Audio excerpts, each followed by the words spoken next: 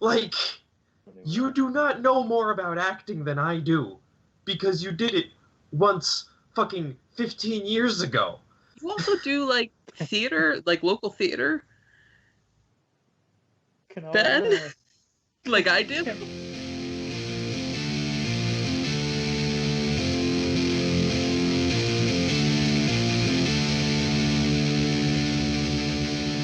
Hello, and welcome to our fourth attempt over the course of 3 separate days of recording Star Wars Every Week Forever. You know, I feel like this is an omen. Attack of the Clones. Yeah. This is an omen. Attack of the Clones, without a doubt, this process has certainly reconvinced me that this is the worst movie in this saga. It just convinced me that this whole endeavor is a bad idea, but we're already in too deep. 2 weeks now, I've watched Attack of the Clones 3 times. Yeah, you're insane. You're insane. 3 times? Yeah, he decided to rewatch it before we did this again. Which, no, I know that. Where did the second time come from? I watched it for the first recording attempt, and then Friday I watched Attack of the Clones and Revenge of the Sith. Oh, I thought you mean you watched just Attack of the Clones 3 times. Well, no. Yes. And then I watched it again today. Yes. Oh, jeez. To prepare for tonight. Why? You watched Attack of the Clones 3 times. Yeah. 3.5 times. You're insane. I told you did not have to do that. Well, I did it. And here we are.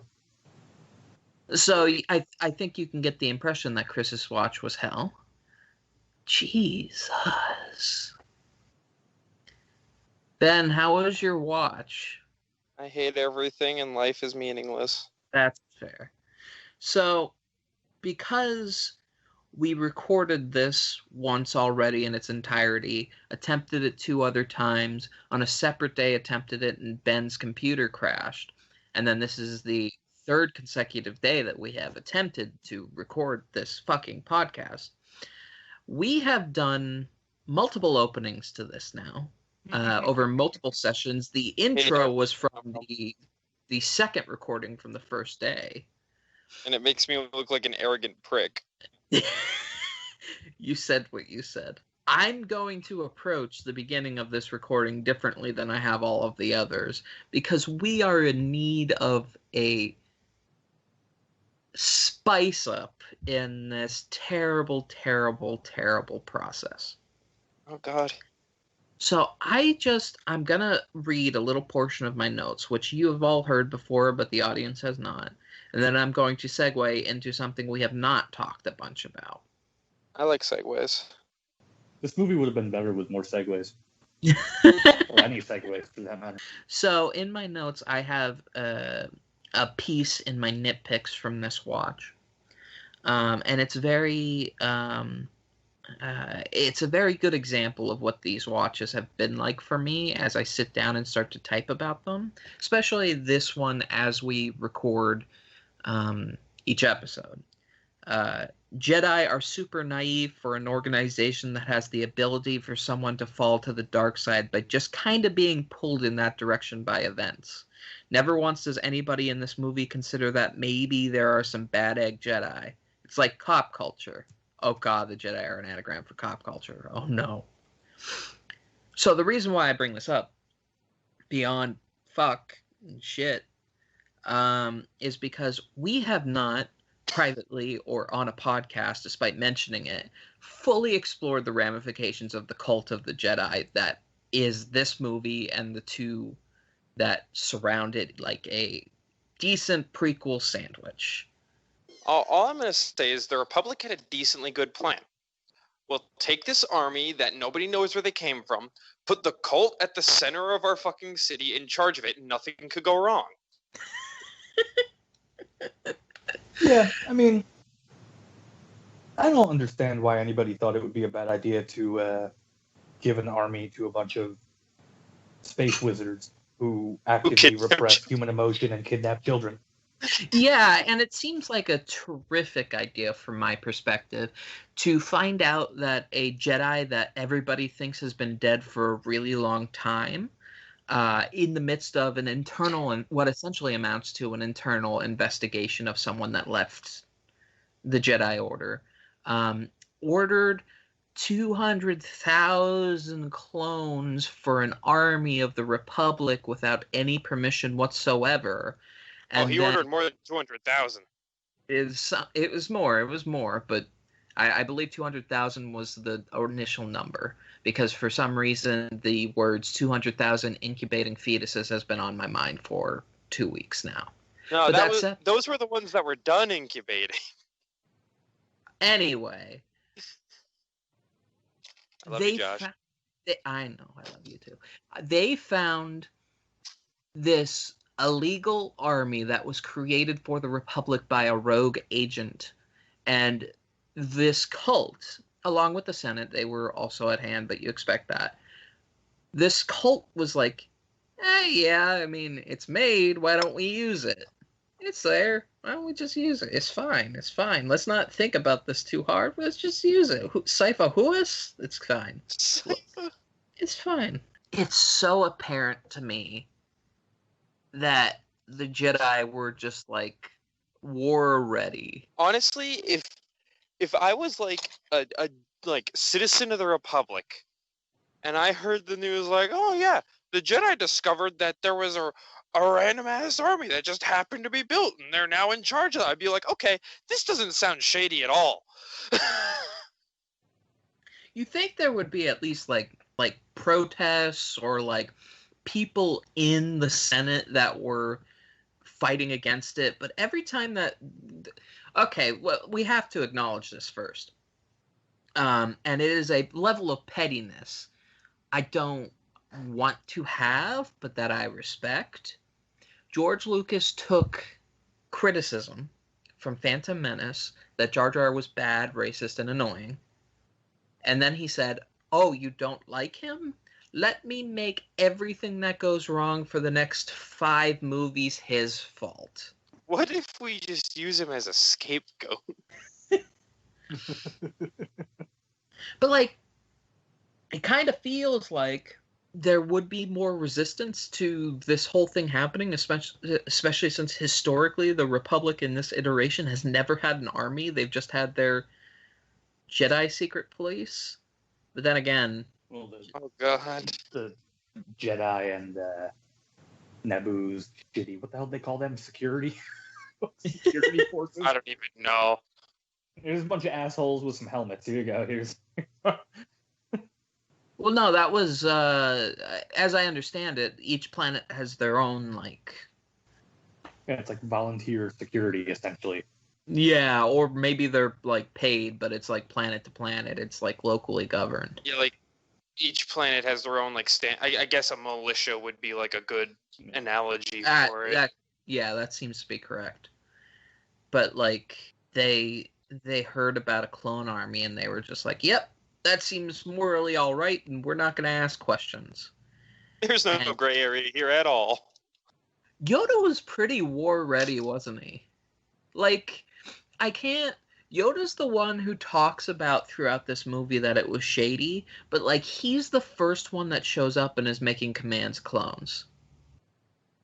Yeah. He's just kind of like, all right, let's do it. I hate this movie, especially in regards to Yoda. I hate this trilogy in regards to Yoda, but I hate this movie because it gives me, like, the best and one of the worst Yoda movements in the entire prequel. I really like earlier in the movie Yoda with the younglings, because it shows like a softer side of his character that I think is missing throughout this entire presentation. And then like... Yeah. I know that's what they were going for, but I don't know, my brain is so fucked up. I watched that scene. I love that Obi-Wan comes to Yoda's problem. Hey, I can't find this thing. And Yoda, almost as if to be like, Obi-Wan, you absolute fucking jackass. All right, here, let me ask a child. Hey, kid, what do you think happened? Oh, someone took it out of the system. Yeah, no shit. Here you go, Obi-Wan. Go find the fucking thing. Maybe fly there. To be fair, that only strengthens the perspective of why the fuck did the Jedi never suspect their own literally ever in any of these movies? Like, Full-on cult. they are a full-on Because cult. the kid is the least indoctrinated one. It's just... And Obi-Wan says it too. He walks over and he goes, literally all the laws of physics say it should be here, but it just fucking isn't. It's like, I wonder. It's just... This movie is... did irreparable damage to the image that I had of Jedi in a way I will never fully be able to describe. It's gonna be like, man, these guys really fucking hate Yoda for some reason. I mean, what did Yoda do to them? I'm wearing a Yoda shirt right now, and I can openly say I fucking hate Yoda's guts. I love Yoda, but Josh, I know, has a deep-seated hatred for him. Because it's his fault. Everything that happens is his fault. I made the joke, and you can make the argument that it was Jar Jar's fault, which, by the way, why Padme put Jar Jar in charge rather than, like, one of her handmaidens that would have been, like, that she has... You know, like the ones that regularly impersonate her and have her make decisions for her. And, like, in Phantom Menace, she was so comfortable with her handmaiden's decisions that she let them be in her place in decision-making positions. Yeah. But no, let's put Jar Jar in charge and have him do the exact opposite of the thing you've been trying to do for the last year. I almost wonder if, like, Jar Jar was put in that position as, like, an ambassador almost of his people, so they felt like they were getting a fair Like it was share in, supposed like, to be a symbol of, Like a Gungan representative to represent both cultures. basically. I get But that impression as well. Even with that argument, fucking why Jar Jar? Also, like, there's no canon to support this, and it's never said in the movie. But it's also not said in the movie that Jar Jar is, like, a senator. It's just said he's a replacement senator. So let's assume he's a senator. in Clone Wars, I believe he does have some kind of official capacity. I don't know if he's a senator. Well, okay. But I know he has some kind of, like, title. Let's take into account that he has some sort of official position, and let's say he is temporary senator or secondary senator or voice of the Gungans. Shouldn't it be like... Shouldn't he, like, have to confer with the senator of Naboo or his fellow senator of Naboo before he makes a decision like that? That feels like... Well, yeah, but if she specifically leaves him in charge... I guess. Like, because the whole point was, oh, I can't be here to do this. You do the thing. And he was just like, what thing? I don't know. Let's put the fucking bad guy in charge. Yeah, that just circles back around to, what the fuck was Jar Jar doing? Why was it him that was decided to be the senator, other than George being petty? I admire the pettiness, but... Oh... I think it's because we all know. Darth Jar Jar. Darth Jar Jar.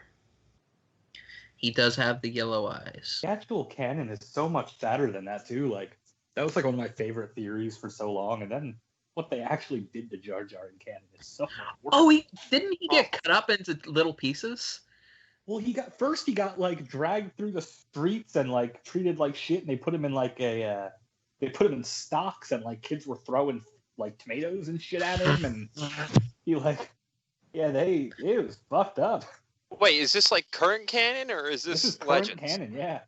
It's current canon? Holy shit. I knew that they did some fucked up stuff to him in previous Unless canon. they've changed it again. Last I looked, God. that is current canon. Oh god. Hey, we know you hated this character. We're gonna make you like him in his last moments by crucifying him. Jesus. They martyred him. Now there needs to be a Jar Jar cult. He Again, died. This will be a thing No. I get called out. This will No, be a thing I get called out for 9 weeks from now when we're back here and we find out it's not canon anymore. He died for me as a sin. there are many things I will do for the joke. Conforming to a cult dedicated to Jar Jar motherfucking Binks is not. And this is a man who worships pasta talking, alright? That's fair.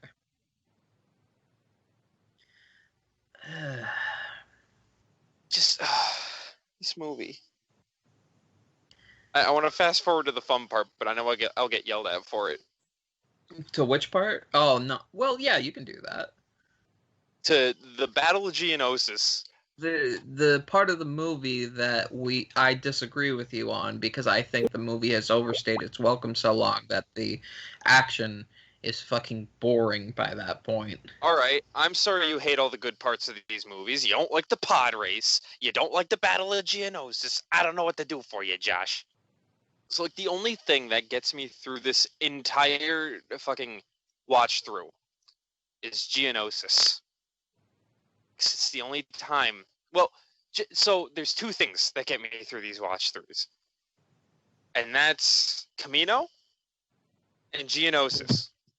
And they both have long swaths of absolutely nothing going on in between them, and I hate it. But once I get to Geonosis, I'm so happy. Because I'm in the home stretch, and it's like, it's cathartic, because I just get to see stupid, mindless action instead of Anakin talking about motherfucking sand. Counterpoint. It's stupid, mindless action. I don't care. At a certain point, it becomes like it saves the movie because, god damn it, what are we doing with all these space wizards with laser swords if we're not going to see the space wizards use the laser swords? Yeah, but like, okay, so here's my thing. I really like the opening of the arena is fantastic. The as much as I could give a piss less about Anakin and Padme in this movie especially, the opening, that long slow crawl and then opening of the arena, that long pan that opens up, is fucking fantastic. And I like the quips because this movie has so few quips that actually land, but I like the quips between them and Obi-Wan as they meet, and I love the big monster fight, and then it loses me. What do you mean it loses you? It loses me because then it's just a bunch of lightsabers. You can't follow the action. It has some of the worst, and this is true of the Droid Factory as well. I actually think I hate that Droid Factory worse than any other part of this. I'm not a fan of the Droid Factory, honestly. The Droid Factory could have been cut. But it has the worst 3PO humor in the entire saga. No! Yes. Hard disagree. No. That is the funniest shit I have ever heard. To be fair, Josh has to regularly put up with my terrible sense of humor. Your puns are exhausting. Yes. Thank you. But, like, after all of the, like, getting through all of the bullshit of shitty Anakin and Padme and the everything that is the Droid Factory, it is so nice to just turn my brain off and just watch some laser swords flail around. And then Jango Fett, who's like the best Jedi killer ever in the galaxy, gets killed in like 2 seconds when he's fighting a Jedi. Well, yeah, it's perfect though because it shows that Boba Fett, it runs in the family getting killed like a bitch by a Jedi. Or Jango Fett, I mean, rather. The stories, they rhyme. In this case, they rhyme because I didn't know what to do with a character I introduced. Here, we're going to show where Boba Fett gets it from, and we're going to have his dad die like a little bitch, too. This is what happens when he has to fight a Jedi with a lightsaber instead of slapboxing Obi-Wan on Camino. Slapboxing Obi-Wan on Camino. I feel like that should be a Flash game. I'm convinced nobody in the Star Wars universe can fight hand-to-hand anytime anybody is without a weapon, it's just a lot of flailing and like lucky shots. Except for when Obi-Wan full-on drop kicks Jango Fett out of the air. Yeah, they don't make a good case for themselves in that fight. Obi-Wan does not know what he's doing. Jango pops out these like arm blades at some point to like help him stay up and like climb up the thing. Like, where was that during the fight? Where was that when you were, fighting hand to hand with a fucking Jedi? These are exclusively used for gripping onto the sides of buildings. Yeah. No, my climbing claws? No, I wouldn't use those in combat. Well, what do you mean fly with my jetpack? It's used exclusively to shoot one missile at somebody one time at the worst time. This is a longer rant for the Revenge of the Sith movie, but you gotta remember a lot of things in these movies are toy bait. If you make Jango Fett's suit have a bunch of extensions, you can sell a Jango Fett toy with a bunch of extensions that pop out of him. Yeah, but like I don't mind his suit having extensions. No, but just like use them like you have a fucking brain.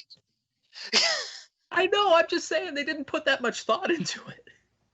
But like they could have at any point just been like, oh no, he popped out these arm blades and he's trying to stab the shit out of Obi-Wan with his wrists. But no, it's just, oh no, I'm slipping.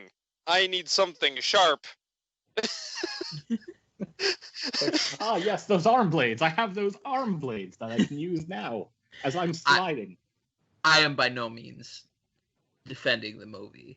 I am just instead pointing out why they didn't do it, because the thought process wasn't on the fight. It's worth I always feel like it's worth mentioning that the Slave One dogfight on the way to Geonosis, I love that fight. It's one of the few visually interesting space fights in this movie or Phantom Menace to me, because it first of all, sneaking in, Obi-Wan avoiding them in the same way that Boba Fett avoids them in Empire is an actual good example of using the two movies to play off one another. But also just the foley that is done in that fight, and the unique choices, especially in regards to the big bomb. I do like that, this scene in particular helps, which I'm pretty sure it was on purpose. I don't think it's another me projecting thing. Them showing that Obi-Wan is just dog shit at piloting. Obi-Wan is a dog shit starfighter pilot. Thing is, at least he knows it, though. Yeah. Yeah, and I'm sure I'll talk about it more in Revenge of the Sith, but I mean, that movie literally opens up with him just being so done with his fucking, piloting skills. He's like, just fucking leave me. I'm dead. Just go. I'm done with this. I don't want to be... It really does have that Clerks. I wasn't even supposed to be here today. Yeah, exactly. Just let me embrace the sweet, sweet embrace of death. It's fine, Anakin. Go on without me. But yeah, that big bomb deciding in the special features, damn near to cutoff day, Ben Burtt was trying to figure out what to do with that explosion. The decision to make it silence was made last minute. It was fucking brilliant. Ben Burtt is a genius. I'm sorry. I just needed to get that in there because I'll call Ben Burtt a genius as much as humanly possible for the rest of my life. I mean, he invented an entire aspect of post-production, so... and then there's... Okay. I'm ready. Let's What talk... are my rants that absolutely needs to make it into this? Please rant. Motherfucking Kiadi Mundi. Alright? Alright. I didn't see this coming. So, coming. We're in the middle of Geonosis, and everyone's dueling, having a great old time. And freaking Kiadi Mundi's there with a green lightsaber, and 2 shots later, he's got a blue one, and it bothers me to no end. I forgot that was legitimately something that really upset you for the first time we recorded this. It's like, I remember the first time we recorded, you were like, "Oh, well, isn't that one of the ones that he tosses to Anakin and Obi-Wan?" I'm like, "No, because it's literally at the end, and it's like 2 shots separated from each other." So like somebody was sitting there, and literally like between the span of like maybe 20 frames was just like, "Oh, let's make it blue." Well, to be fair, Coyote Mundi's actor did not specifically ask for a color from George Lucas, and therefore he was not given that sense of attention. That Well, I mean, was George Lucas going to tell Samuel L. Jackson no? No, you don't. He's a fucking legend. You don't tell him no. Yeah. I want a purple lightsaber. I want to be able to see myself in the fight scenes. What? Purple lightsaber, motherfucker! I do like that he at least did not tell him that he was going to have a purple lightsaber and made him find out in the viewing. I love, God, just every time Mace Windu is on the screen, it makes me so happy. Every time. You can see motherfucker trying to slip out of that Exactly. every 5 minutes. Especially the fucking scene with him and Christopher Lee, and he's just like, he's got that like eye narrow, where it's like expected to start like twitching. And you sit there and you're like, "Oh, is he gonna say it? He's gonna say it," and he's like, "This party's over." I'm like, "Oh, come on." Yeah, exactly. Like I'm expecting at any moment as like, Christopher Lee is going on and just talking. And I'm expecting like, all right, listen, motherfucker. Like, oh God. I don't want motherfucking droids in my motherfucking arena. So, since nobody can die from falling from heights, what is stopping us from making an M-rated Mace Windu a Star Wars story? What is stopping us? Because I want people to die from falling from heights. Yeah, but he's the only one that hasn't. So I'm aware. Let him live. Fuck it. What's it matter at this point? Fuck it. It's also supposed to be like crazy powerful and like just on the like being able to tap into the dark side. And again, a bunch of shit they went into in the expanded universe that nobody gives a shit about anymore. But I don't even know if half of it's canon.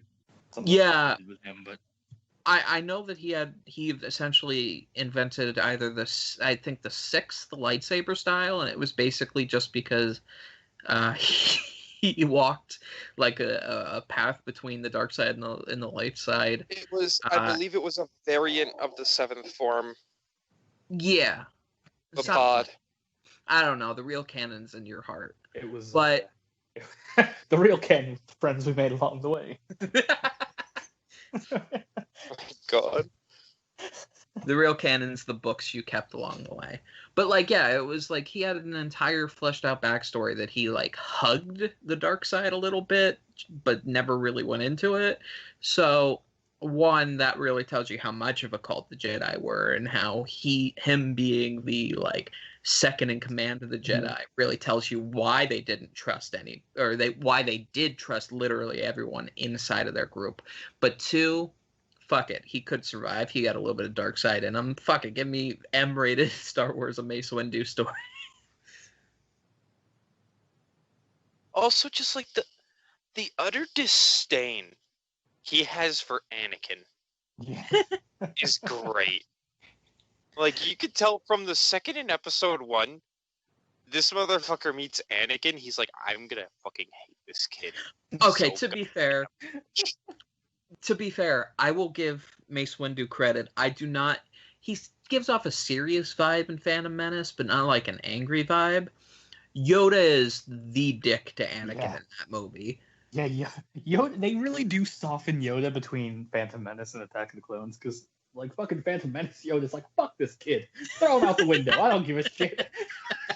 literally the only reason Anakin gets trained is because Obi-Wan guilt trips the shit out of Yoda.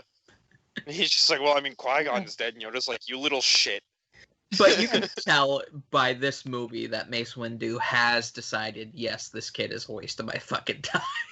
Which, I mean, I hate to say it, but I love to say it. He's not exactly wrong. I mean, this whole movie, it's Anakin bitching and complaining and fucking it's him and Padme in you know, she's doing great with what she's been given. Yeah. This garbage. And it's Lucas trying to do bad Shakespeare, and it comes off as Anakin being a whiny bitch and just like, Yeah. well, I don't want to be here, and Sam, Yeah, we've spent a long time avoiding it. Let's talk about the romance aspect of the movie, which in George's words is the entire movie. So let's talk about it. Damn thing. It's so It it's it bad. isn't It's all bad. it isn't talked about enough. Even though, everybody talks about how bad the dialogue is and how creepy it is. I still feel it's not talked about in the severity it should be, especially in the scene where Padme tells him no. In the dress that George Lucas designed himself, the only dress he designed himself in the only piece of clothing he designed himself in the entire saga that Natalie Portman could barely breathe in, by the way, where he gives off such strong and uncomfortable sexual assault vibes, that entire scene, that I literally have turned off Attack of the Clones at that scene because my skin literally cannot be put through that again. It is so much and so uncomfortable that I really don't think we talk about enough how fucking horrifying that the fact that we sort of romanticize that relationship is, even though we kind of had to, because that's where the fucking story goes. I hate it so much.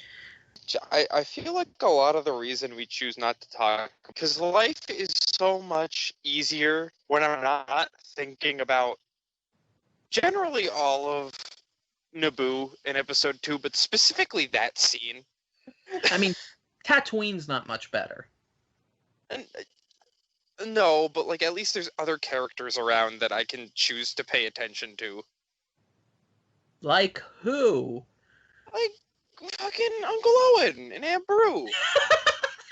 I just be like, oh, I wonder what they're up to right now, and just kind of like fucking distract myself. But on Naboo, it's just them, and I'm like, oh. It's worth mentioning. One, Watto got a new shirt. Good for Watto. Two, Shmi's actor. I don't have the name right in front of me, but I mentioned her name in the previous episode. Fantastic job with like a couple lines. That said, Yeah. why the fuck did they decide to have Anakin massacre, like, do a minor genocide, like a small concentrated genocide, at the halfway point in the trilogy where we're supposed to learn to like him so we can see his fall, in the movie that introduced him to us past the age of 9? The short answer is episode 1 doesn't need to exist. Yeah.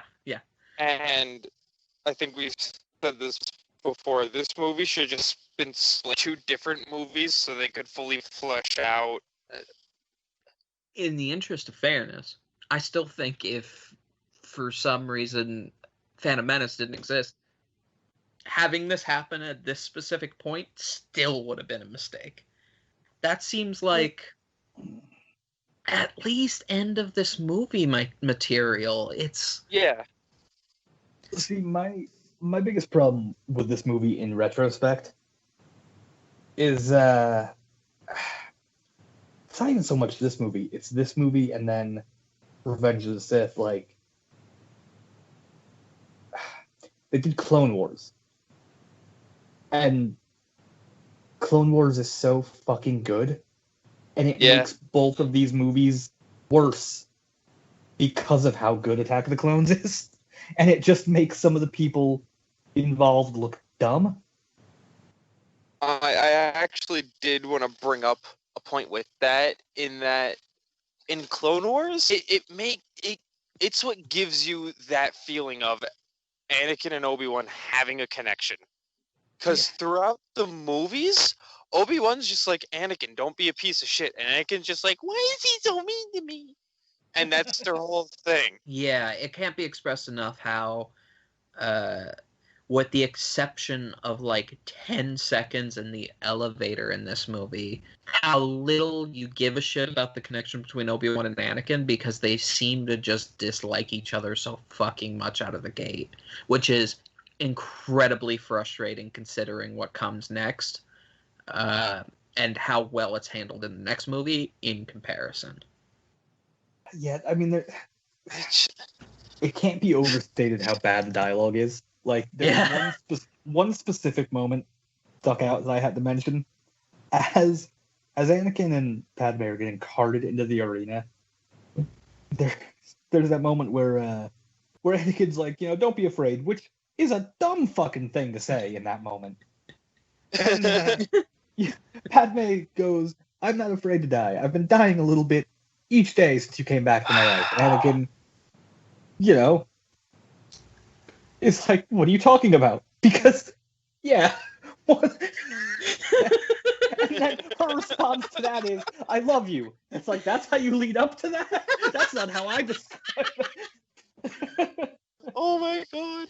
I love you, and it's because I love you I've been dying a little bit inside every day. Like, that really does express the Stockholm Syndrome theory. It really does. I'm telling you, they stuck her on Naboo for, I forget how long they were there, but they stuck her and Anakin on Naboo for God knows how long, with all of those freaking, all those vibes Anakin was giving off. I want to point out another line that should have been a giant red flag for everyone, in which Padme goes, "You're not all powerful, Annie," and he goes, "Well, I should be." Okay, but that, if I remember correctly, that's the entire post-mass murder scene. And if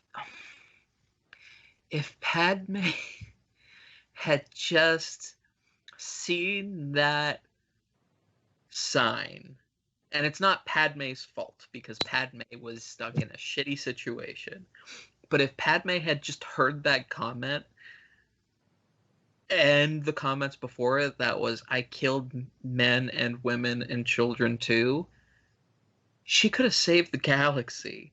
Nothing else would have happened. It would have been, God, 7 movies of just, none of this had to happen. And it's so painful, not because of the story, but because of the dialogue. The dialogue is so uncomfortable and makes it so obvious that you shouldn't be around this guy, that the rest of the movie you just look at him like, why do I have to like this guy? Even in the next movie, when he's somewhat likable in certain spots, you still are like, yeah, but you murdered women and children and like soldiers and shit. Well, that's another thing. And again, I don't know how much in this we've talked about it before, and it's going to start coming up more and more, I think, as we do these. What Clone Wars did for expanding the canon, it makes a lot of the stuff that Anakin goes through in Revenge of the Sith seem less like it comes out of nowhere, because you find out all the stuff that went down with Ahsoka, and Anakin has reasons to be a little bit pissed off at the Jedi, but also Clone Wars doesn't often enough touch on all right, yeah, we're having all these heartwarming moments and these moments with Anakin and Ahsoka, but also you murdered a lot of people. And you want to know what the real worst part is? First of all, I haven't seen Clone Wars, so I don't know how it affects the movies, but I will, before I cut Anakin down at the knees, like he's done high ground, I will give him the credit that it is obvious, even without Clone Wars, that he was taken advantage of. You definitely need to watch Clone Wars because it will do nothing but continue to support your argument that the Jedi are the worst and they're a bunch of dickbag. Yeah, but I will say, what makes the genocide even worse? Worse than genocide. No, like, this is from like a storytelling perspective.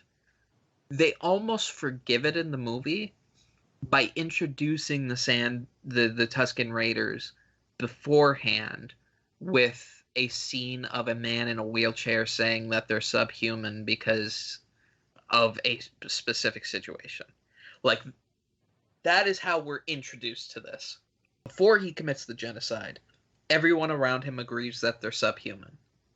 And that makes it so much fucking worse. Because I know the movie wasn't doing this on purpose, because it has scenes afterwards that make it seem like, yeah, he just did a fucking genocide. But the movie almost forgives it beforehand. And that just makes me hate Owen and Beru and Stepdad Guy so much on top of that. Well, I mean, Josh, from Anakin's point of view, it was. Oh my god. So, I wanted to get this in. The first time I watched this movie, I did not watch this movie as much as Chris did, but I did watch it 1.5 times because I tried to cheat without realizing I was cheating by watching my first view on a call with friends. And then I realized that I wasn't giving it the attention that this podcast made me give it the due for. I don't think that made sense, but whatever. And I stopped. But early in the movie, I found out that my friend hadn't heard a very famous meme song, so I played it during the introduction of the worms in their attempt to kill Padme. So I did want to say, playing Once in a Lifetime by the Talking Heads at the beginning of that entire scene, the last Same As It Ever Was plays exactly when Obi-Wan Kenobi jumps out the window, and it was a transcendent moment. Also, making Flippy Floppy by the Talking Heads playing during the entire speeder chase makes the scene 1,000,000 times better. I just needed to get that in there somewhere. Speaking of needing to get things in this podcast, you've reminded me of a rant. So fucking Jango Fett, right? Jango Fett hires a bounty hunter who gets a droid to put fucking centipedes in Padme's room to kill her. So it's like, whatever. But like, that all goes to shit. They track down, I forget what the race is, they're like shapeshifters. They track her down, and they got her, and they're like interrogating her. And Jango Fett, being the brilliant, the pinnacle of human genius he is, who has blaster technology. Someone that is so good that clones who had to create an army of super intelligent Kaminoans who had to make an army of super intelligent clones chose this man as the prototype. He decides to shoot a fucking dart that came from one specific planet that has one specific race, and thought, this won't come back to bite me at all. Well, hey, look, be fair to Jango Fett, apparently nobody in the galaxy knew that dart came from one specific place except for the random dude that owned the space diner. And children. But the man has guns. He has literal guns that shoot laser energy at people, and he's like, no, I'm just going to use a freaking dart. I assume, and this is a bad comparison, and I'm sure I'm going to get shit for this, but I assume the reliability of laser fire is in question in terms of killing someone immediately in some cases, in the same way that phasers in Star Trek are, because they're not precise and reliable.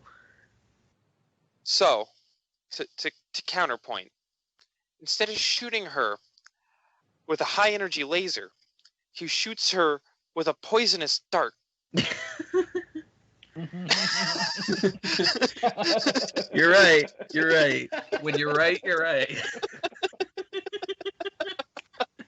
And it's not even like it would make more sense too if like on Kamino during the Jango Fett Obi-Wan fight, like he tries to shoot Obi-Wan with another one of them, like at least establish like, hey, this is a thing that he uses a lot. Not one thing for him. Okay, Yeah. I'm going to attempt to make a really lazy argument in defense of the movie. And it's very lazy because I don't believe it at all myself. It has, in most cases, Jedi have a certain amount of natural ability to suppress poisons. So maybe that was his way of making sure that if for some reason a misfire occurred, he did not hit the Jedi, because it was obvious he did not want to kill the Jedi, because that would have been a mistake. Because again, the Jedi are a cult, and if you upset them, they will fucking come for you. But also, like, why a poison dart? Like, that's the part I'm stuck on. Like, he could, even if he had like a free, like, what do they call like actual slug thrower? Like the name for actual guns in Star Wars. That Yeah. Which, by the way, to support your argument, Tusken Raiders are in this movie, and Tusken Raiders don't use laser rifles. They literally use bullets. Actual rifles. Actual rifles. But, like, also, so, like, to shoot this dart, he had to have something to shoot it with. And it made the sound of a rifle. So he had some kind of firearm with him. And just decided to use a poison dart with it. Like, excuse me, but that is several extra steps for something that will probably be less effective than an actual bullet. And, like, at that, if he did use an actual bullet, guess what? Like, if you're gonna say, like, oh, well, the Jedi might have sensed he was there and, like, deflected the blaster bolt, but, like, they can't deflect the bullet, because all they'll do is melt it, and, like, it'll give someone a real shitty day, at least. No, my argument was that he wanted to make sure one of them didn't get hit. And if he used a poison bullet, it wouldn't hurt them as much because they could naturally suppress poison. But also, nowhere in these movies does the idea that they can naturally suppress poison happen. So I was basically being really lazy with whatever came to my mind to defend it. And also, like, I don't know the aspects of, I forget that species. I know it's a very uncommon species. But, like, how do we know that this is something effective? I mean, he hired her. Yeah, I know, but, like, I'm saying, like, a lot of species in Star Wars have certain strengths and weaknesses to certain things. So, like, how do we know that this poison dart is going to instantly just deadify her? Yeah, but what I'm saying is he hired her, so he would have a knowledge of the species, so he would probably, or the race, so he would probably know that this was effective. In this case, I will defend the movie because that seems obvious. I will state that as an avid D&D player, when I hire an NPC, half the time I have no idea what the fuck to do if they want to come at me. Yeah, but you played a bard when you hired an NPC. Listen, fuck you. We also have Chris on the call who has done the same thing and absolutely has a plan to get rid of that person if they turn on him. I mean, yeah, but to be fair, I also played like a shitbag person in D&D who had a plan to kill everybody, including his allies. So, I mean, don't. You're just reverse Batman. So, in other words, Jango Fett. Yes, I have blades in my arm that I only use for. So while we're on the scene, I did want to mention one thing, and it bothers me, and it probably only bothers me because it's me, but Anakin figures out the gender of the Oh, of, yeah. of the bounty hunter, and literally mentions her gender outside as Obi-Wan is getting pissed off about him losing a lightsaber when they both lost lightsabers 1,000 times in this movie. And then after having heard this and taken it in, Obi-Wan literally goes inside and then misgenders her, and that upsets me. To me, that was more damaging to the character of Obi-Wan Kenobi than anything else in the prequels. It just upsets me. It upsets me. I wholeheartedly believe he's just like, yeah, okay, Anakin, whatever. Take your fucking lightsaber. I'm going to get a drink. At that point, he stopped listening. He Anakin says, could have been I'm like, going yeah, pretty sure it's a Gungan. It's To be fair, if Anakin Skywalker talked to me, I'd probably tune him out too. That's part of why I don't blame Mace Windu. Because he's just like, he's the only one I feel like with any sense. He's just like, I can't stand this motherfucker. He is so whiny. We've talked about how bad all of the Anakin and Padme scenes are at a decent length, at least for this episode. But I wanted to point this out, and everybody already knows this, but I feel like it needs to be reiterated. The dates that they were on, even if they weren't dates, they're presented as dates, let me get to know you kind of thing, getting to know you. In every one of these scenes, with the exception of one, and in that one, Anakin fakes his own death falling off of riding a wild animal, and fakes his own death to get her attention. There's casual joking about fascism and like how Anakin's kind of, sort of, haha, and okay with fascism. I Like, think this should be made to agree, and Padme gives him the most uncomfortable smile I've seen on a human being in my life. like, during the pear scene, that weird pear that doesn't have a stem. God, fuck that pear so much. I hate that pear so much. It's just like, oh, we went into aggressive negotiations, and Padme is like, what's aggressive negotiations? He's like, oh, I literally beat this person to near death with my laser sword, and they just kind of laugh at that. I mean, also, Padme makes the same joke in the arena. I know, that's the problem. It's so much worse. And then a little before that, when they're like around wildflowers and like talking very romantically about just like the state of affairs of politics. I too romantically talk about politics. Anakin just like is like, I don't think the system works, and she's like, what do you think will work? He's like, dictator. And then they stare at each other for a minute, and she just assumes he's joking, and he's kind of like, haha, of course I was joking. I wasn't joking. I really think a dictator is the best course of action. And then we just move on, and we're all meant to think it's cute. And Padme's like, nah, this man who I want to marry is in no way opposed to all of my core principles. No, yeah. The Star Wars movie Episode 2, Attack of the Clones, is a perfect example of why you shouldn't marry a conservative. I will go to my death with that opinion. And I would be remiss if I did not mention my favorite piece of Star Wars art that has ever existed. And it is from the comic interpretation. Oh, yes. The comic interpretation of Star Wars Episode 2, Attack of the Clones.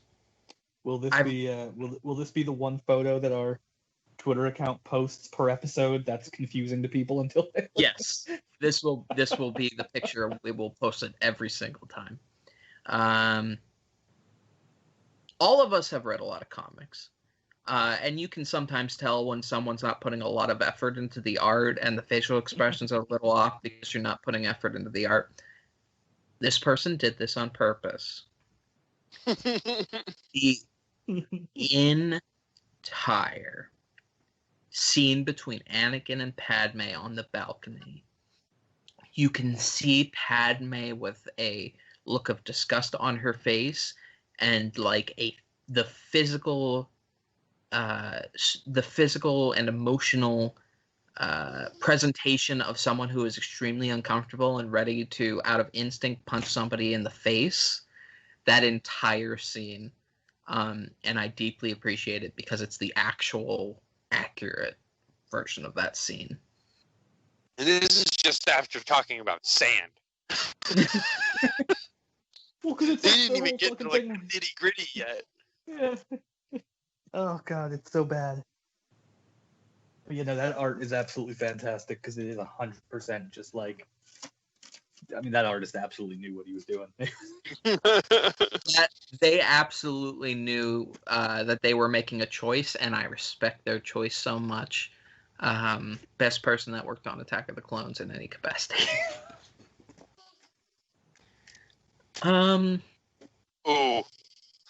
Ooh, okay, my other two notes are hitting me. I remember I made 3 specific notes about this movie, which is the only time you're probably ever going to see that from me. The other 2 notes just hit me, because I'm away from my computer. I had a lot of computer troubles over the week. The duels with motherfucking Dooku. Alright, so Dooku just obliterates Obi-Wan. Obi-Wan's like on the guy. He's like, oh no. And then Anakin's like, I got it. So Anakin gets 2 fucking lightsabers. All right, 2 lightsabers. And he's fighting probably one of the most acclaimed swordsmen that was ever in the Jedi Order. And he's like, let me just use 2 laser swords, a fighting style which I've never attempted before. 2 full-length laser swords. How could this possibly go wrong? And then when he loses his arm at the elbow, he's like, oh, how'd this happen? I don't fucking know. Seemed foolproof to me. Fucking, oh. That fight pisses me off. I appreciate that you're... He's not the only one who's surprised. Obi-Wan's like, oh shit, I don't know how that didn't work. I appreciate that you're holding the tactics of this duel that also features jumping off of walls in a lightsaber fight to the tactics of an actual swordsman. That brings me to part 2 of my rant. Fucking Ataru. Fucking Yoda. Okay. So, I get it. The Force, like, makes them, like, super bouncy or what the fuck ever. But, like, are you telling me he's literally jumping off of walls, flailing a freaking glow stick, and expecting to hit things? Okay, so this is a conversation worth having in some capacity. I was probably 13, somewhere between 12 and 14 when Attack of the Clones came out. And I was very much in I'm beginning to become a little snooty about my interests phase. So I fell asleep watching this movie first time. How do you feel about Yoda lightsaber? I hate it. Flare? I hate it so much. How did you feel then? I can't remember. I have a lot of memory issues, to be clear, but I grew up watching primarily the OT. So every time I'd see Yoda, I'm used to seeing like, oh, little swamp monster Yoda. And then like he shows up just like, hey, I'm gonna fuck shit up. And I'm just like, what? The whole reason Yoda in the prequels bothers me is because it was previously established in the last trilogy that he is like an old wise sage type person. And then in the sequel trilogy, he just comes out like, nah, the wizard took 10 levels of fighter. Let's do this shit. Chris, how did you feel? You're not that much younger than me. Ben's by like 7 or 8 years, but when you first saw that movie, I mean, this was probably as a kid, because I mean, fuck, I was 11. Yeah, something? yeah. It was probably my favorite at that point, because you know, there's a lot of lightsabers and when you're a kid at that moment, and you see Yoda drop the cane and or flip it around and shit. It's like, oh, that's fucking awesome. And it's gotten a little bit less awesome every time I've watched it. Now, where it's like, oh, that's kind of dumb. All right, yeah, I guess. And that's like I work with a bunch of. I wouldn't say they're all like super nerdy guys, but like we're all into like sci-fi stuff and stuff like that. So the one day, my manager and the manager of another department are talking. And they're like, "Yeah, like I love the Yoda duel. It's great. I always wanted to see him like doing stuff." And I feel like a lot of people are in love with the memory of that duel. Yeah. I feel like if I actually sat them down and had them watch it, they'd be like, "Oh no." Yeah, I kind of feel the same. I was like, I wish it had just been a Force duel. I really do. I really wish it had just been a Force duel. That's a pretty good approximation of how I feel about Yoda combat scenes in the prequels. Because, like, I guess flipping around is cool, but it would be way cooler if, like, we, like, tore portions of the environment and threw it at each other. Not just, like, rocks. But, like, also, I feel like if it's a Force duel, if there's even any competition, I'd be calling BS, because Yoda's supposed to be, like, the badass of Force powers. Yeah, but depending on the canon, Dooku is either Yoda's apprentice or the apprentice of Yoda's apprentice. Yeah, but they also... I believe he trained under both. They make a point in this movie, multiple, and I mean multiple, like, I counted 4 times at least, I believe, where they make a point of saying that Yoda is the best swordsman of the Jedi. I know. That nobody is better with a lightsaber than Yoda. They make a point of saying that multiple times. They're really selling this shit. They're really trying to sell this shit as much as possible. It's like, and Josh, you and I are wrestling fans. It's like when fucking commentary just won't shut up about trying to get some guy over and, oh, he's the best. He's this. All right, fuck, we get it. Jesus. It's very much a WWE is high on one guy that the crowd is kind of like lukewarm on. Let us keep mentioning his name or her name until you've heard it so many times verbatim that you start to hate them, and then we'll pretend that the booing that person comes out to is like the greatest reaction ever. It's very much that. You're right. So what we're saying is that Yoda's the Roman Reigns of Star Wars Attack of the Clones. All right, that seems like a great place to end it. So this is...